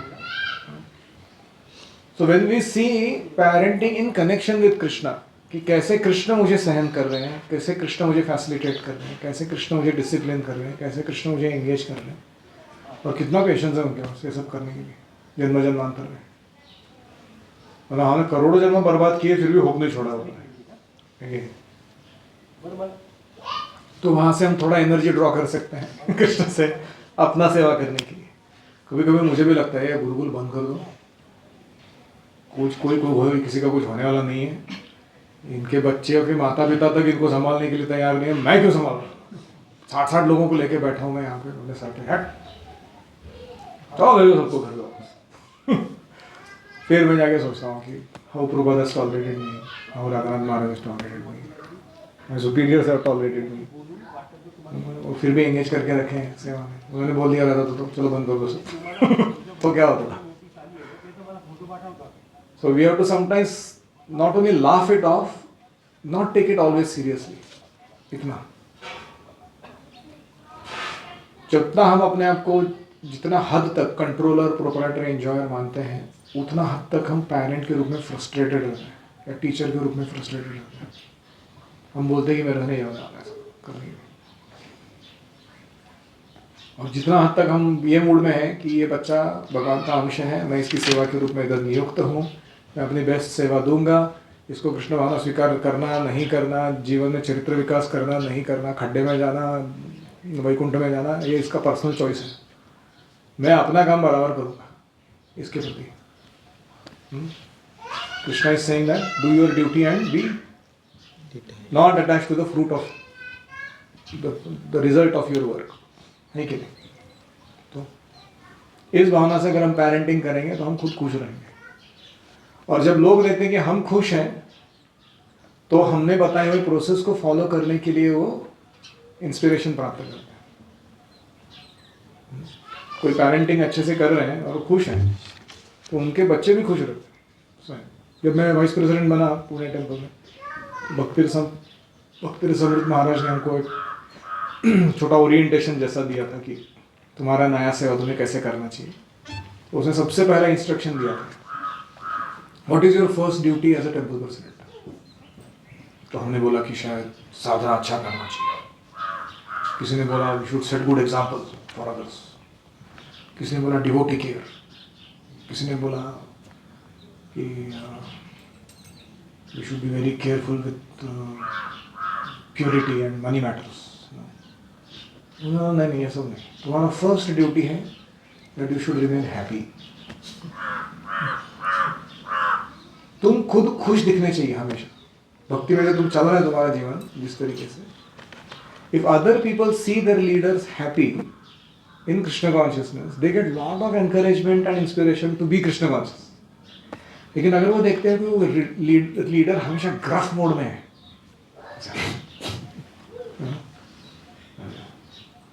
तो उनको लगता है अरे यार इतना साल भक्ति करके ये खुश नहीं है, मैं कैसे खुश होगा। मैं तो चाहता हूँ तो सारा कुछ करने के लिए आगे अपने जीवन में। सो दैट इज द सीक्रेट।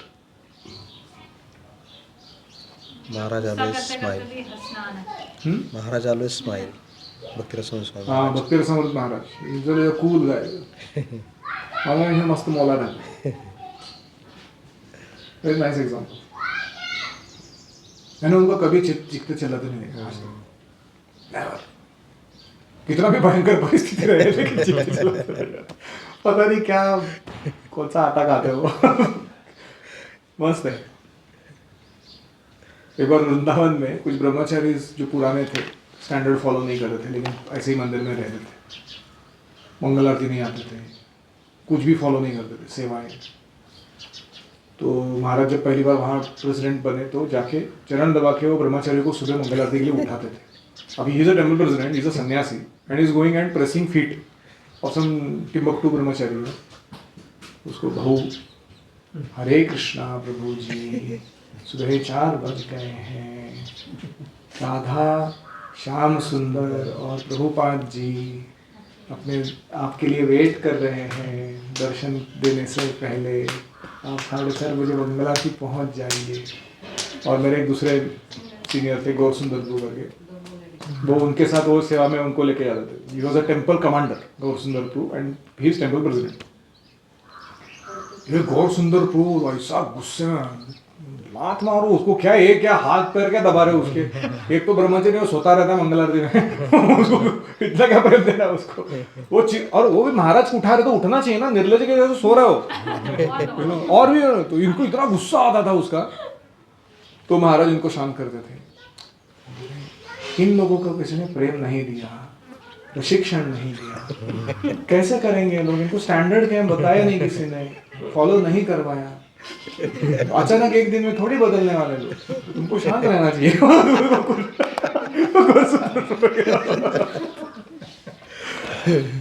तो this is very interesting combination. ठीक है। ओम हरे कृष्णा कृष्णा कृष्णा हरे हरे, हरे राम राम राम हरे हरे, हरे ओम तत्सत। श्री प्रभुपाद की जय। तो आपके लिए एक विशेष होमवर्क दे रहा हूँ मैं। Pray for your children for helping them develop good character and Vaishnava qualities. आप कृष्ण से प्रार्थना कीजिए कि मेरे बच्चे में सद्गुण विकास हो। कोमल वाचा दे रे राम, विमल करणी दे रे राम, शब्द मनोहर दे रे राम, तुझी आवड़ी दे रे राम। भगवान से मांगना तो अच्छा कुछ चीज मांगना चाहिए ना व्यक्ति को। कोमल वाचा दे रे Ram, let me speak sweetly. विमल करणी, let my actions be spotless, जो मैं करूँ अपने जीवन में। विमल करणी दे रे राम, शब्द मनोहर दे रे राम, बहुजन मैत्री दे रे राम। अच्छे से मांगते हो, मांगते समय। दास म्हणे रे सद्गुण धाम, उत्तम गुण मज दे रे राम। भगवान कौन है? सद्गुणों के धाम है, भंडार है। और आप मुझे भी अपने थोड़े उत्तम गुण प्रदान कीजिए। तो ये जो कोमल वाचा है, थोड़ा घर में जाके as a prayer I am giving a clue कि क्या प्रेयर करना है जाके। तो रामदास स्वामी का है, मराठी में है, बहुत ही अच्छा है। मैं आपको उसका सैंपल भेज देता हूँ, आप घर पे जाके अपने डेटिस के सामने बैठ के उसको गाइए, ठीक है। हरे कृष्ण। श्री प्रभुपाद की जय। हरि ओम तत्सत।